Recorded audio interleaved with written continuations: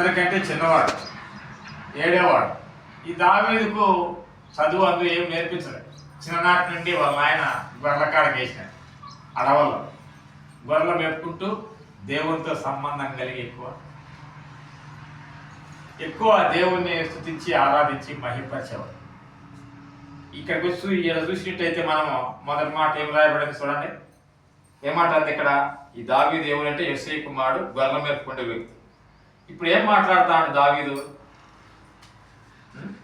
ఏం మాట్లాడుతాడు చూడండి. రాజైన దావీదు వచ్చి యెహోవా సన్నిధిని కూర్చుండి ఈలాగా మనవి చేసెను అన్నాడు. రాజైన దావీదు. దావీదును రాజు చేయటానికి దావీదులో ఉన్నటువంటి లక్షణాలు ఏంటి? రాజైన దావీదు రాజు అయినాడా? గొర్రెలకన్నా ఉన్నాడు అక్కడ? రాజు అయినాడు. అందుకోసమే వచ్చి దావీదు దేవుడు సన్నిధికి వచ్చి చూడండి, అంత ఎంత మంచి మాట స్పష్టంగా రాయించాడు చూడండి. రాజైన దావీదు వచ్చి యెహోవా సన్నిధిని కూర్చోండి, నీలాగా వచ్చి కూర్చున్నాడు. దేవుడి సన్నిధికి వచ్చి కూర్చున్నాడు. రాజు అయి వచ్చి కింద కూర్చున్నాడు. రాజు కావటానికి, దావీదు రాజు అవటానికి ఆయనలో ఉన్నటువంటి తగ్గింపు జీవితం, మొట్ట జీవితం ఏంటంటే రాజు అయినప్పటికి కూడా ఆయన దేవుడి సన్నిధికి వచ్చి ఎక్కడ కూర్చున్నాడు? కింద కూర్చున్నాడు. రాజు పనికి మాలిన ఒక 10,000 రూపాయల జీతగాన్ని వచ్చినాయంటే వారి కుర్చీలు వేయాల, వాడు దర్జా కూర్చుంటాడు. సోఫాల వేయాలా, ఎన్ని మర్యాద చేయాలా అని. అయితే రాజు ఇక్కడ ఎక్కడికి వచ్చి కూర్చున్నాడట? దేవుని సన్నిధికి వచ్చి ఎక్కడ కూర్చున్నాడట? కింద కూర్చున్నాడు. ఈరోజు మా సంఘానికి ఒక దైవసేవకుడు వచ్చాడు. ఆ పులిపేట పైన కూర్చున్నా, నేను అంత తోని కాదు నాయన, దేవుడి సన్నిధిలో కూర్చుని అంత తోని కాదు నేను అని వచ్చి అతను అక్కడ వేసి మోకాళ్ళ మీద పడి ప్రార్థనలో ఉన్నాడు. నా ఇట్లా అక్కకు నేను మాట చెప్పినా, ఈరోజు నువ్వు చూసుకున్నా అంటే వచ్చేసాడు పాపం. 3 పాటలు పాడేసి ఆయనకు అప్పచెప్పేసి వస్తాను. దైవ సేవకుడు ఎప్పుడు కూడా దైవ సేవకుడే కాదు, ఇక్కడ రాజే. మనం చూసేటది ఇక్కడ రాజే ఎక్కడికి వచ్చి కూర్చున్నాడట? యెహోవా సన్నిధిని వచ్చి కింద కూర్చున్నాడు. మీరు కూర్చునే భయపడద్దు, మీరు బాధపడద్దు. ఎందుకంటే మీ సిచ్యువేషన్ బాగలేదు కాబట్టి మిమ్మల్ని కూర్చోమని దేవుడే అనుమతి ఇచ్చినాడు. కూర్చోడు, ఏం కాదు. నేను ఎందుకు చెప్తానంటే మాట, దావీదు రాజు అవటానికి కారణం ఏంటంటే ఆయనలో ఉన్న తగ్గింపు జీవితం. తగ్గింపు జీవితం ఏంటంటే దేవుడి సన్నిధికి వచ్చి ఎక్కడ కూర్చుంటున్నాడు ఆయన? మాకు కొన్ని మీటింగ్లు జరుగుతాయి, పాస్టర్స్ ఫెలోషిప్ అయ్యి అని చెప్పింది. మాకు భయమేస్తారు, నాకు భయమేస్తారు, మిగతా వాళ్ళకంత ఏమో నాకు తెలియదు. కానీ ఆడికి పోతే వాళ్ళు కుర్చీలు వేసి ఏమేమో దర్జాలు చేస్తారు. ఆడికి పోయి అట్లా వల్ల మనం ప్రవర్తించాలంటే పరిశుద్ధాత్మ దేవుడు నన్ను ఒప్పుకోడు. దేవుని వాక్యాన్ని ధ్యానించేవాడిగా అప్పుడప్పుడు దేవుడు మాట్లాడుతూ ఉంటాడు. ఎట్లా చేయాలి ప్రభా అనిపిస్తాడు. అయితే ఇక్కడ రాజైన దావీదు వచ్చి దేవుడి సన్నిధికి వచ్చి కూర్చోండి. చూడండి, చాలా మంది దేవుడి సన్నిధికి వచ్చి ఎలా వస్తారంటే జమ్మంగా లెవెల్ పడతా వస్తారు, డొక్కులో లెవెల్. నేనేం చెప్తానంటే ఉదయకాల సమయంలో మన లెవెల్ అంతా దేవుడి సన్నిధికి వచ్చిన తర్వాత ఏం చేయాలంటే, వినండి, మనం చెప్పులు వదిలిపెడతాం కదా, ఆన్నే వదిలిపెట్టి రావాలి మన లెవెల్ అంతా. ఇది దేవుని సన్నిధి అని చెప్పి ఒకవేళ లెవెల్ ఉంటే చెప్పులు ఎలా వదిలిపెడతాం, ఆన్నే మన డొక్కులో లెవెల్ అంతా ఆడ వదిలిపెట్టి రావాలి. వచ్చి మోకాళ్ళ మీద పడాలి దేవుని సన్నిధిలో. చెప్పే మాట ఉండాలి. కొంతమంది లేదని చెప్పండి. కొన్ని సంఘాల్లో కొంతమంది మీరు కూర్చోడం మీరని కాదు, ఇక్కడ మీతో నేను మాట్లాడడం లేదు, దేవుడు మీతో మాట్లాడతాను నమ్మండి. ఎందుకంటే దావీదు రాజు అంత గొప్పవాడు రాజుగా కావటానికి గొర్రెలు మేపుకుంటే దావీదు గొర్రెకాడ అడవుల్లో ఉండే వ్యక్తి 12 గోత్రాలకు రాజు అయినా. 12 గోత్రాలు, ఇశ్రాయేలు 12 గోత్రాలకు దావీదు రాజు. మరి అట్లాంటి రాజుగా చేసేదాన్ని దేవుడు దావీదు అంత గొప్పగా హెచ్చించడానికి కారణం ఏంటంటే, మొట్టమొదటి లక్షణం దావీదు దేవుణ్ణి ఎక్కువగా స్తుతించేవాడు. దావీదు ఏం చేసేవాడట? దేవుణ్ణి ఎక్కువగా స్తుతించాడు. ఎప్పుడెప్పుడంట చూడండి, ఎప్పుడెప్పుడు ఆయన ఎక్కువ దేవుడిని సూచించాడు? 34వ కీర్తన. ఆయనలో ఉన్నటువంటి మొట్టమొదటి లక్షణం దావీదు అంత గొప్పవాడు కావడానికి దావీదులో ఉన్నటువంటి లక్షణం, మంచి గొప్ప లక్షణం ఏంటంటే 34వ కీర్తన 1వ వచనం చూడండి ఒకసారి. నేను ఎల్లప్పుడూ యెహోవాను సన్నుతించెదను. ఎప్పుడెప్పుడంట? నేను ఎల్లప్పుడూ దేవుణ్ణి సన్నుతించేస్తా, ఆరాధన చేస్తా, దేవుణ్ణి మహిమపరుస్తా, దేవుణ్ణి ఘనపరుస్తా. దావీదు గొప్ప రాజు అవడానికి కారణం ఏంటంటే, మొట్టమొదటి కారణం దావీదు ఏం చేసేవాడంటే దేవుణ్ణి ఎల్లప్పుడు దేవుణ్ణి స్తుతిస్తా, ఆరాధన చేస్తా, మహిమపరుస్తా, ఘనపరుస్తా, నా దేవుణ్ణి నేను కీర్తిస్తా. కాబట్టి మనం అలా చేస్తామా? పాట ఉంది, ఏమంటే దేవుణ్ణి స్తుతించుడి అప్పుడప్పుడు అని ఉందా? అప్పుడప్పుడు అని ఉందా? ఎల్లప్పుడు అని ఉందా? మనం ఏం చేద్దాం? అప్పుడప్పుడు కూడా కాలే, ఆదివారం పొద్దు ఒక రోజే. మనం ఎట్ట గొప్ప వాళ్ళం అవుతామో ఆలోచించాలి. ఆలోచన లేకుండా భక్తి చేస్తే అర్థం లేని భక్తి వ్యర్థమైపోతుందంట. కాబట్టి ఆలోచించాలి. సమస్తము దేవుడు ఈ గ్రంథంలో రాయించి మన చేతికి ఇచ్చినాడు. ఈ గ్రంథాన్ని మనం ధ్యానించి, ఈ మాటలు విని అర్థం చేసుకొని, ఆలోచన చేసుకొని దేవుడిని మహింపరిస్తే దేవుడు మన వల్ల ఏం చేస్తాడా? హెచ్చిస్తాడు. ఇప్పుడు దావీదును గొర్రెకాడ ఉండేవాడిని తీసుకొచ్చి రాజుగా చేసినాడు. రాజుగా చేసిన అని చెప్పి దావీదు గర్వించినట్టుందా? రాజు అయినప్పటికీ యెహోవా సన్నిధికి వచ్చి, దేవుడి సన్నిధి అంటే ఏమనుకుంటున్నారు మీరు?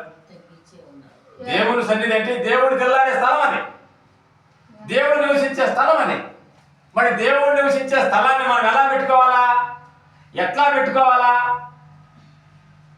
ఆలోచన చేసుకోవాలి. దావీదు రాజు 12 గోత్ర ఇశ్రాయేలు ప్రజలు 12 గోత్రాలకు రాజు అయినటువంటి దావీదే వచ్చి యెహోవా సన్నిధిని కూర్చోండి మనం చేస్తాడు. ఏమని మనం చేస్తాడు? చూడండి. నిత్యము ఆయన కీర్తి నా నోట నుండును. అది కాదు, అది 17. ఎక్కడికి పోయినా ఎక్కడికి రావాలి. మొదటి దినవృత్తాంతంలో ఫస్ట్ చదువుకునే వాక్యం. ఏమని మనం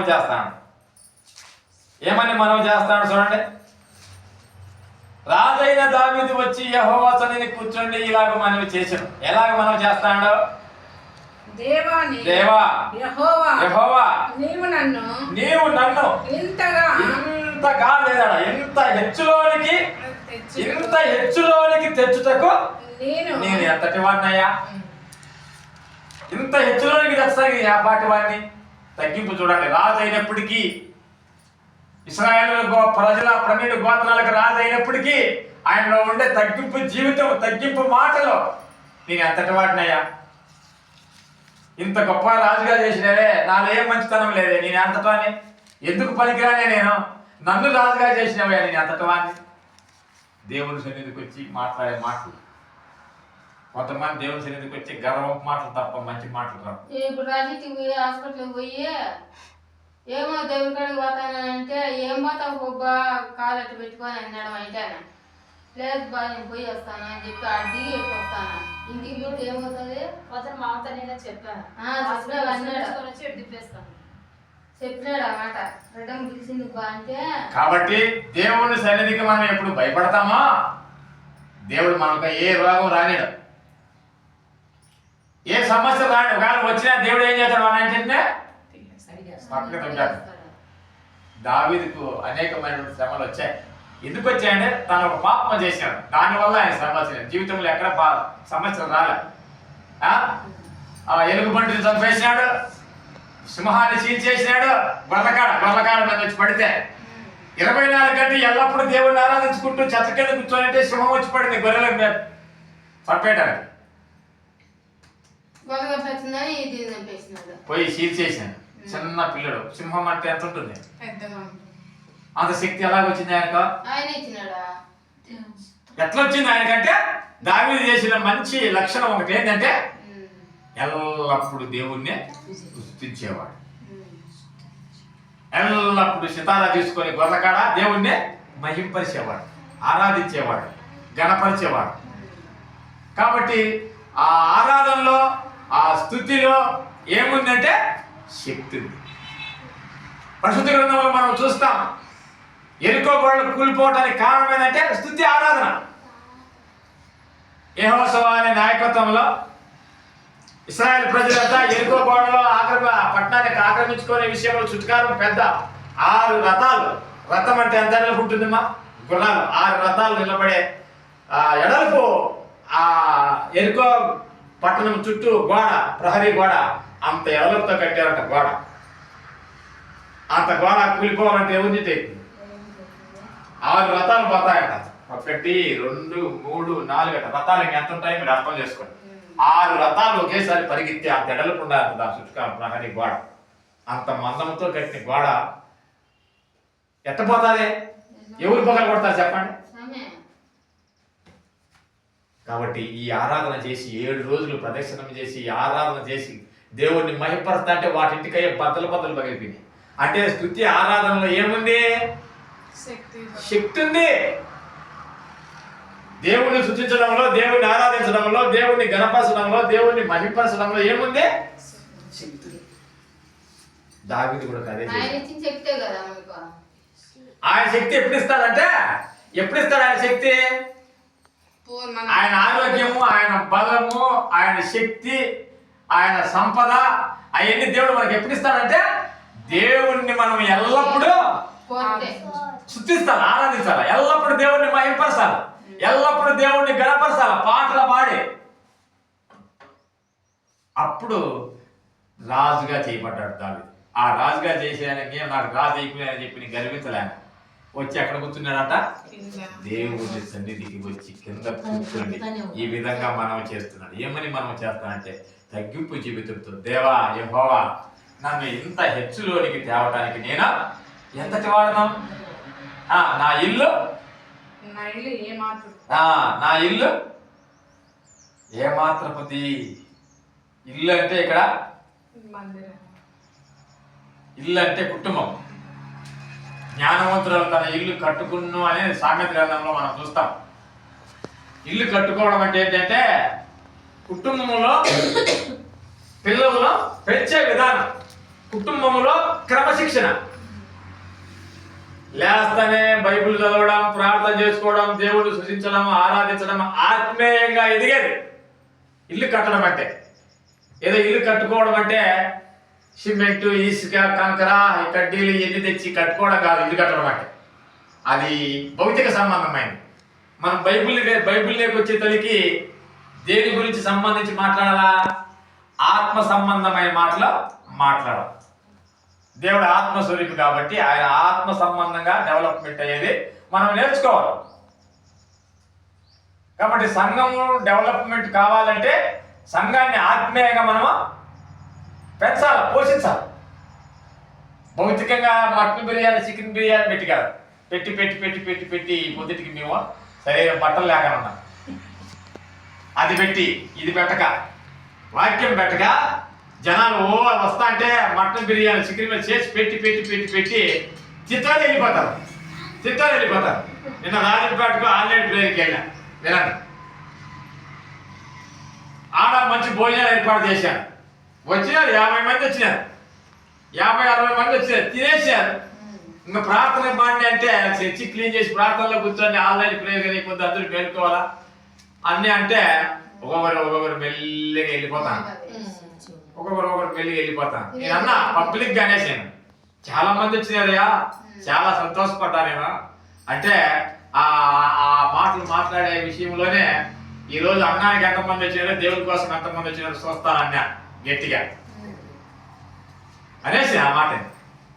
అన్నానికి వచ్చిన వాళ్ళు అయితే ఇప్పుడే వెళ్ళిపోతారు, దేవుడి కోసం వచ్చిన వాళ్ళు తెల్లవారు ఉంటాడు. దేవుడు ముఖ్యం, అన్నం ముఖ్యం మనక.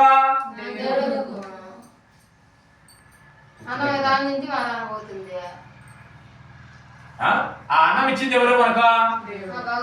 మరి ఆయన ముఖ్యమా, అన్నం ముఖ్యమా? ఇప్పుడు ఈ అద్దాలు నాకు దేవుడు ఇచ్చినాడు, ఈ అద్దాలు ముఖ్యమా, దేవుడు ముఖ్యమా? ఇంకోటి ఏం తెచ్చుకుంటాం, ఇబ్బంది ఏం లేదు. దేవుడిని తెచ్చుకోలేం కదా, ఇంకొకరి దేవుని చెప్పాలే కదా మనం. ఎప్పటికే ఆ, ఒక మతం ఉంది భారతదేశంలో, అది ఎక్కడికైనా పోతుంది, ఎన్ని దేవాల కాడికైనా పోతుంది.